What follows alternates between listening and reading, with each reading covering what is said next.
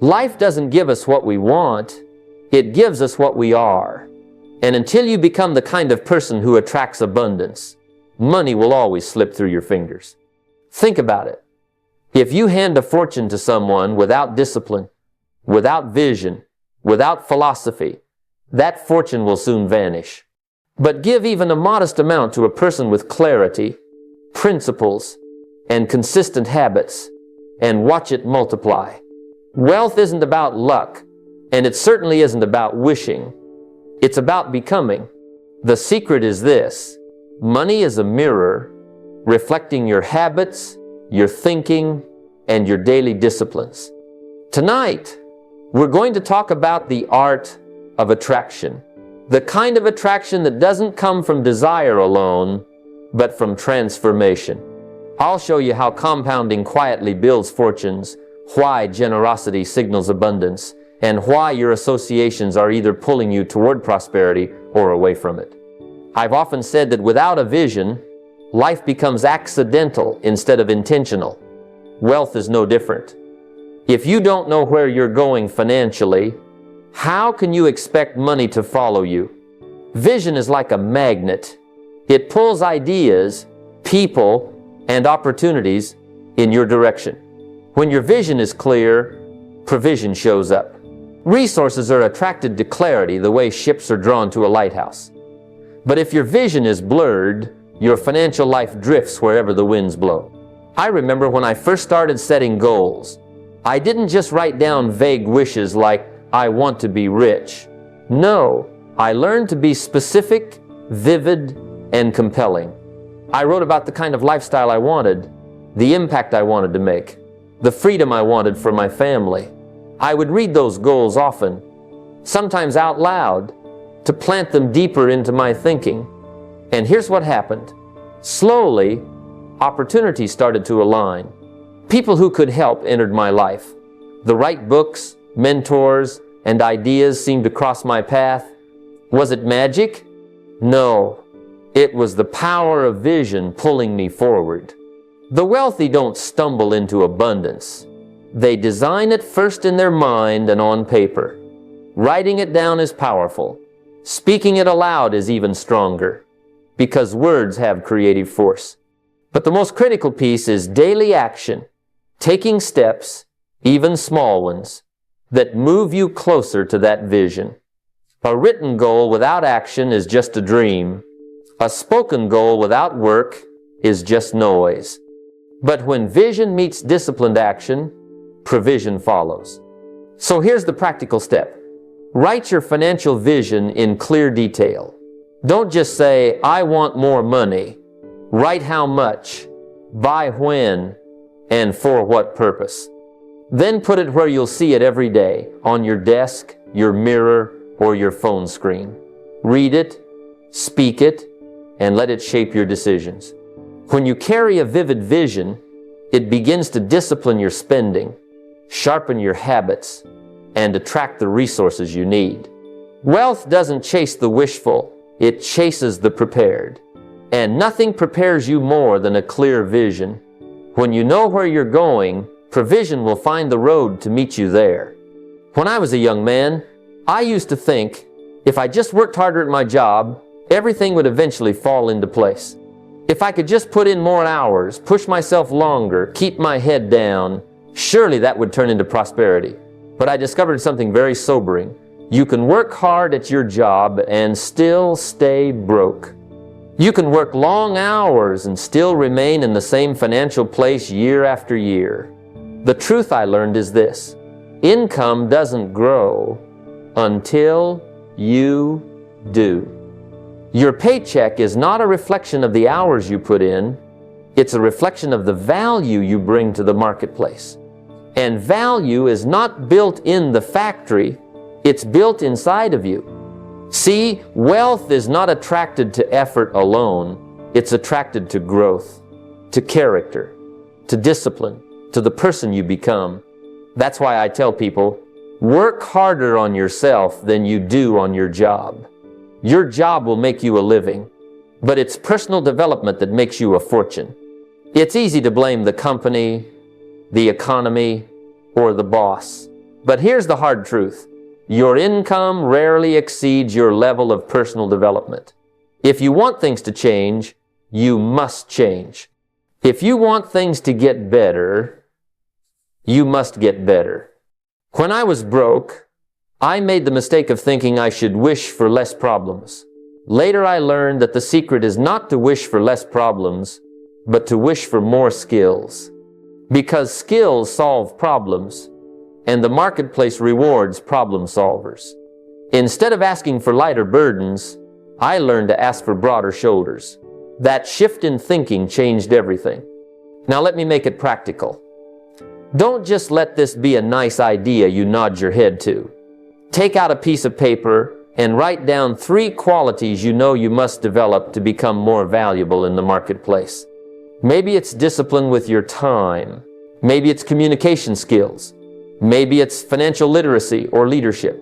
Whatever it is, get specific, because clarity is the first step toward growth. Once you have those qualities written down, design your days around developing them. Read the books, find the mentors, practice the skills, work on yourself daily like a craftsman shaping a masterpiece. Remember, wealth doesn't come by accident. It comes to the person who disciplines their thinking, shapes their habits, and builds themselves into someone of greater value. And if you do that, income won't be something you chase. It will be something you attract. One of the mistakes I made early on was thinking that wealth depended only on how big the paycheck was. I believed if I could just find a way to earn more, all my financial problems would disappear. But I learned a lesson the hard way. It doesn't matter how much money you make if you don't know how to manage it. I've met people earning 6 figures who are broke and people earning modest incomes who are financially free. The difference isn't the number on the paycheck, it's how they think about money. The wealthy don't just think in numbers, they think in ratios, in percentages. Here's what I mean. Most people see money come in, and they immediately see bills, rent, groceries, entertainment, and what's left, if anything, gets saved. That's paycheck thinking. But those who build wealth use percentage thinking. They say, no matter how much I make, I live on this percentage, I save this percentage, I invest this percentage, and I give this percentage. It's not the size of the paycheck that matters. It's the discipline of how the money is allocated. When you think in percentages, you put yourself in control. No matter how small or large the income island, I had to retrain myself to stop asking, how much am I making? And start asking, how am I dividing what I'm making? Because when you divide money properly, you start building a foundation that can support growth. If you only think in paychecks, you'll always be waiting for the next raise or the next promotion. But if you think in percentages, you're already wealthy in principle. You're already behaving like the rich long before the numbers catch up. So let's make it practical. Sit down and create a percentage-based money plan. Maybe you decide 50% goes to living, 20% to investing, 10% to giving, and 20% to savings. The numbers can shift, but the principle stays the same. Every dollar has an assignment. And once you make the plan, stick to it. Don't wait until you're making more money. Start with what you have right now. The discipline is more important than the amount. If you learn to think in percentages instead of paychecks, you'll discover something powerful. You're no longer a victim of your income level. You've become the master of it. And when you master your money, you open the door to wealth, not someday, but starting today. I remember a time early in my career when an opportunity came my way that looked too good to pass up. My heart raced, my excitement took over, and without thinking it through, I jumped in. A few months later, I realized it wasn't an opportunity, it was a costly mistake. That lesson stuck with me. When emotions lead, wealth usually suffers. Emotion-driven decisions, whether it's spending on impulse, investing out of fear of missing out, or quitting too soon out of frustration often end in regret. Principles, not emotions, must be the compass when it comes to money. Money is emotional for most people because it touches security, status, and even self-worth. That's why advertisers appeal to excitement, fear, and envy. They know if they can trigger your emotions, you'll often bypass logic. But here's the truth. Wealth is built on calm, deliberate choices, not quick, emotional reactions. You have to discipline yourself to pause, to ask, does this decision align with my long-term principles? Does it serve my wealth philosophy? Or is it just a reaction to how I feel right now? Feelings pass, but the consequences of financial decisions linger. That's why I created a simple rule for myself. When emotionally charged, delay. If I felt anxious about the market and wanted to sell, I'd wait. If I felt euphoric about a new investment and wanted to throw in more than I should, I'd wait. A 24-hour pause can be the difference between keeping your wealth and losing it. Principles create consistency, while emotions create chaos. Here's something practical you can start today. Every time you're about to make a financial decision, while feeling excited, fearful, angry, or pressured, stop and write it down. Give yourself 24 hours to cool off. In that time, ask, if I make this decision, will I still be glad about it a year from now? 5 years from now? That one discipline has saved me from more financial mistakes than I can count. One of the great discoveries in my life was realizing that success is not something you chase, it's something you attract. And what attracts success isn't luck or charm or even raw talent, it's discipline. Success is drawn to consistency like a magnet. And when you discipline yourself in the small things, you create a kind of order that wealth can trust. Wealth doesn't flow to chaos, it flows to structure. Now, discipline isn't always glamorous. It's not about grand gestures or sudden bursts of motivation. It's about small, steady, unshakable habits. The kind of habits that seem almost too simple, but over time, they create extraordinary results. For example, I learned to track my expenses, not once in a while, not when I felt like it, but every single day. At first, it felt tedious, unnecessary. But soon I realized something. When you pay attention to where every dollar goes, money begins to respect you. You stop wondering where it disappeared, and you start telling it exactly where it should go. Discipline is really about credibility with yourself. Every time you set a small standard and keep it, you strengthen that credibility. And when you trust yourself, others begin to trust you. Opportunities, partnerships, and even money itself are more likely to find their way to someone who has mastered the art of consistency. Wealth is not built on big emotional leaps, but on the quiet, steady rhythm of daily disciplines. So here's something practical to try.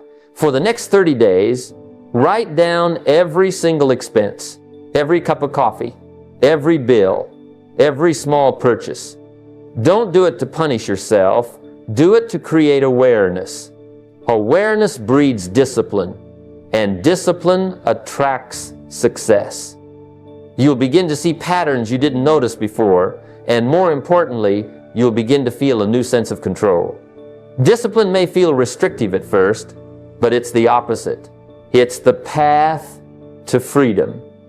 When you are disciplined with money, you no longer live at the mercy of circumstances, you live by design.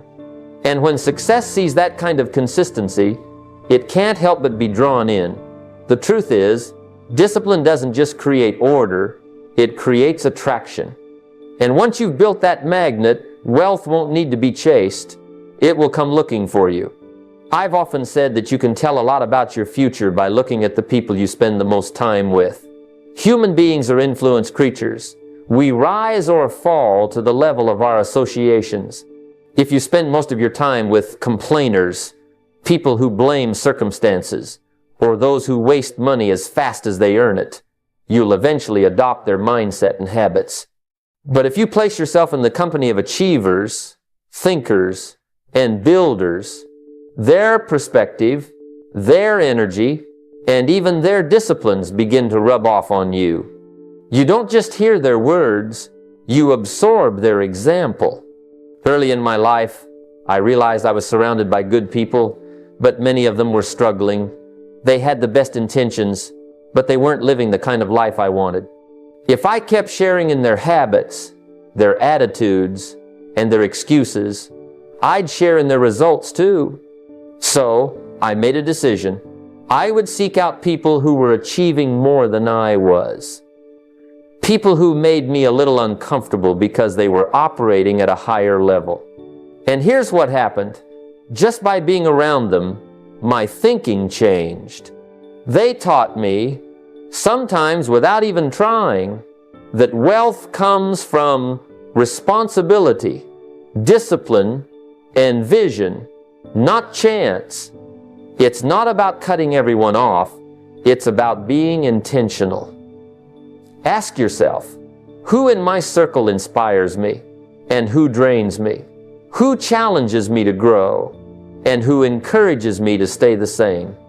If you replace even one draining relationship with one inspiring connection, you shift the average of your associations, and that shift can change your financial destiny.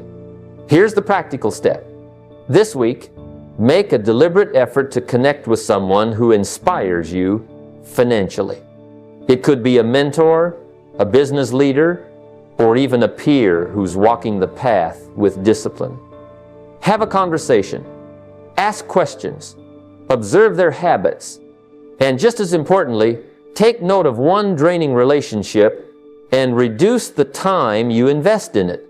Wealth is not just about what you know, it's also about who you walk with. You cannot soar with eagles if you keep scratching with chickens. If your goal is to attract wealth, then choose associations that make you better, stronger, and wiser. Because in the end, your financial destiny will look a lot like the company you keep.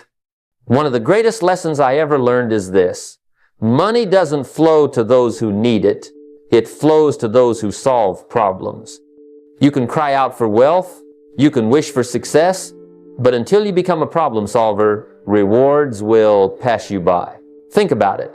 Every product, every service, every business that has created wealth did so because someone identified a problem and offered a solution. The marketplace doesn't pay you for need, it pays you for value. And value is simply a problem solved. I remember when I was broke and frustrated, wondering why the money wasn't finding its way to me. Then I realized I was focused on my needs, not the marketplace's needs. The shift happened when I asked a different question. Instead of saying, "Why don't I have more?" I started asking, "What problem can I solve for others?" That one change of thinking altered the course of my life. Suddenly, opportunities began appearing everywhere because I trained my eyes to see what most people ignore. Problems aren't barriers. They're invitations to wealth if you approach them with the right mindset. Here's a practical way to start. Carry a notebook. Every time you encounter a problem in your own life, in your community, in business, write it down. Don't dismiss it as just the way things are. Instead, ask, what could be done here? How could this be improved? What solution would make life easier, faster, or better? If you collect problems long enough, you'll eventually find one that sparks a solution, and that solution could open the door to income, influence, even an entire enterprise. Wealth follows the flow of service. The bigger the problem you solve, the bigger the rewards you attract. Small problems bring small rewards, big problems bring big ones. It's not about waiting for opportunity. It's about training your mind to recognize it inside every challenge. And when you do, you'll discover that problems aren't your enemy. They're your greatest ally in building wealth. The question is never, where is the money? The question is always, where is the problem I can solve? Because solve it well enough, and the money will come looking for you. When I was a young man, I thought the key to success was finishing school, getting a diploma, and finding a decent job.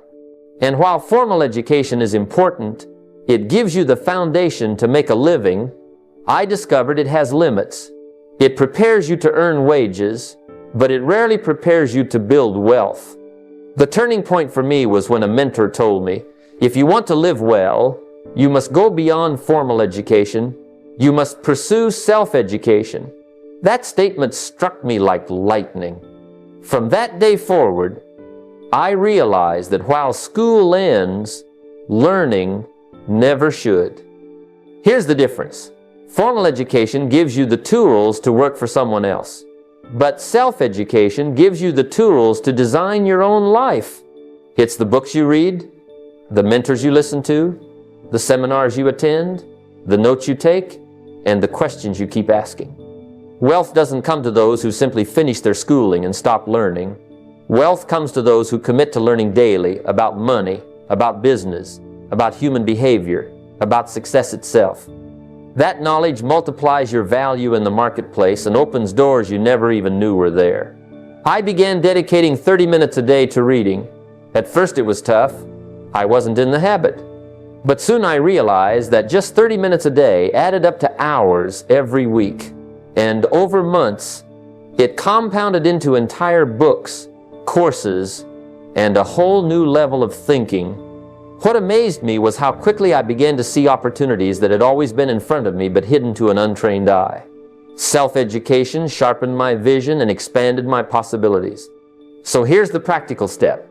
Pick up a book, an audio program, or a course on money, investing, leadership, or business. Spend at least 30 minutes a day absorbing that knowledge. Make it as much a part of your routine as eating or sleeping.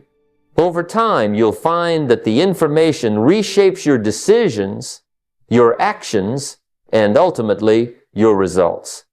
The truth is, self-education is the bridge between where you are and where you want to be. You don't have to wait for opportunity. You can prepare for it. Every day you learn, you're stacking bricks towards your fortune. Formal education may earn you a living, but self-education, that's what makes the fortune. And the good news is, anyone can begin today. When I think about wealth, I think about farming. A farmer doesn't plant seeds in the ground today and expect a full harvest tomorrow. He knows there is a process, a rhythm of nature that cannot be rushed. He tills the soil, plants the seeds, waters, and waits through seasons of sun and storm. Only after patience and persistence does the field bring its reward. Wealth follows the same law. You plant the seeds of good habits, disciplined savings, and wise investments. And then, with patience, you let time and compounding work their quiet magic.